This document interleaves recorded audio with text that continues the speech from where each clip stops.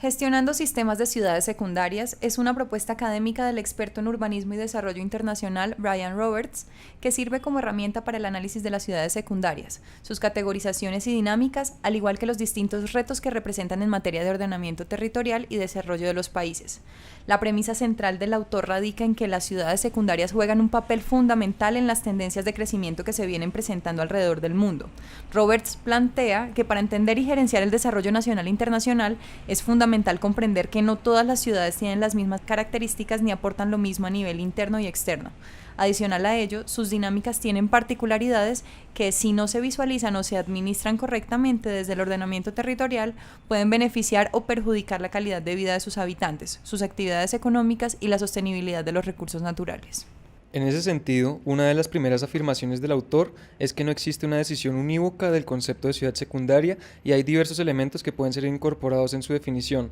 tales como el número de población, la extensión del territorio, la relevancia política y económica, entre otros. No obstante, existe consenso sobre tres características que las definen. Por una parte, hacen parte de un sistema jerárquico de ciudades, por otra no son ciudades primarias y por último tienen un rol funcional importante de acuerdo con el sistema al que pertenezcan.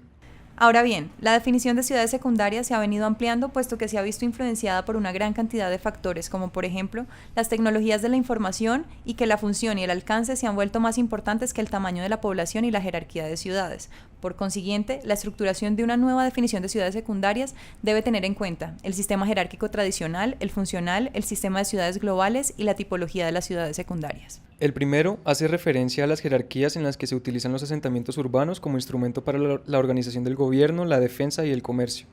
Normalmente suele ser usado en países que cuentan con una sola ciudad dominante muy grande y una larga lista de asentamientos urbanos más pequeños, como por ejemplo ciudades de Sudáfrica. Por su parte, el segundo está asociado a las jerarquías que son determinadas de acuerdo con la funcionalidad de las ciudades. Esta idea tiene como base algo conocido como la teoría de los lugares centrales de Christaller. Dicha teoría plantea que los sistemas urbanos jerárquicos se organizan de acuerdo con tres factores: el mercado, el transporte y la administración. Para su análisis se acude a una fórmula matemática que en la era moderna se hizo insostenible. El sistema de ciudades globales busca complementar la teoría de Christaller, aduciendo que se pueden añadir tres niveles de factores y que la esencia de estas ciudades podría sintetizarse en ciudades globales, alfa, ciudades subglobales, beta o gamma, ciudades regionales, ciudades provinciales, todas determinadas por el número de habitantes, los tipos de servicios que prestan y el alcance de estos servicios. Con relación a la tipología, se puede decir que de acuerdo a su funcionalidad y geografía económica se dividen en ciudades secundarias subnacionales, la mayoría tienen un rol clave de nodos y ejes de un sistema y una jerarquía nacional de centro de servicio y distribución, aglomeraciones metropolitanas de ciudades secundarias, que son fundamentales para el funcionamiento de la ciudad núcleo, y ciudades secundarias en corredor, que se desarrollan a lo largo de corredores de comercio o crecimiento económico. Como se puede observar, al integrar los sistemas de jerarquías, nuevos elementos son tenidos en cuenta al momento de clasificar las ciudades, por ejemplo, el alcance, la escala, las funciones, las redes, la orientación del mercado, los negocios y el capital social y cultural, los cuales permiten una nueva distinción entre ciudades primarias, secundarias y terciarias. Adicional a lo anterior, el autor considera relevante que se haga una redefinición operativa de las ciudades secundarias según los aspectos funcionales asociados al desarrollo regional subnacional y al submetropolitano, afirmando que las ciudades secundarias se pueden ubicar en tres tipos: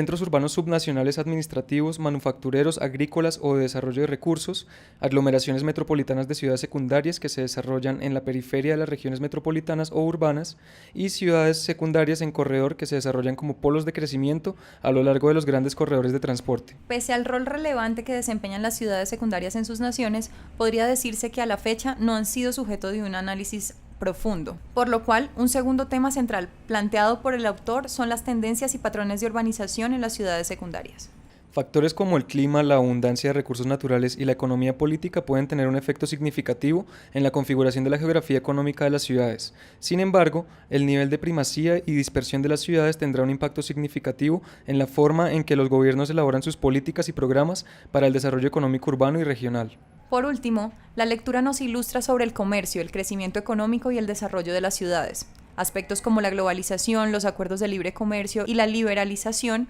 han generado un incremento del comercio doméstico e internacional, lo cual debe evaluarse en dos dimensiones. Una internacional en donde el comercio internacional es cada vez más importante, la integración económica global es un factor clave para la viabilidad de las economías urbanas en todos los países durante la próxima década y los flujos de inversión llegarán a las ciudades que cuenten con mano de obra más educada y calificada, infraestructura conectada al ámbito internacional y organizaciones públicas y privadas flexibles y responsables. Y una dimensión nacional donde es importante que las ciudades desarrollen un comercio competitivo interno, metropolitano y entre ciudades para impulsar la eficiencia de los sistemas de producción y en donde la expansión de mercados domésticos permite que las ciudades logren economías de escala, alcance y especialización. De otra parte, las economías de las ciudades secundarias se caracterizan en tres grupos. Primero, tienen sendas sostenidas de crecimiento económico y una economía local dinámica. Segundo, ciudades con crecimiento económico moderado. Y tercero, ciudades en decadencia.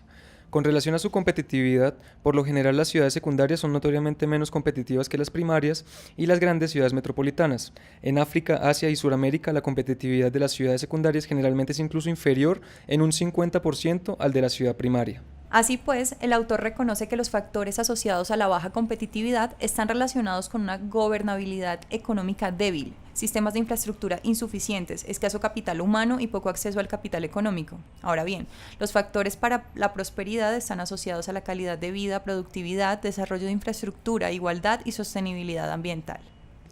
Como conclusión, se puede decir que el artículo realiza un gran aporte a las escuelas sobre ordenamiento territorial, pues permite suplir un vacío conceptual en la materia, que visibiliza la importancia actual y futura de este tipo de ciudades, al igual que plantea aspectos claves a tener en cuenta para la formulación de políticas de ordenamiento territorial que se ajusten a esta realidad que ha sido pasada por alto. De esta manera, el aporte será de gran utilidad para nuestro caso colombiano, en la medida que el Sistema Nacional de Ciudades debe estar en capacidad de reconocer y fortalecer tanto las funciones como las relaciones sostenidas por las ciudades secundarias en el sistema. Todo esto para garantizar que sirvan de centros logísticos y de mercado, apoyen una amplia gama de actividades económicas nacionales, regionales, submetropolitanas y o internacionales y se logre potenciar de esta manera su aporte al desarrollo del país.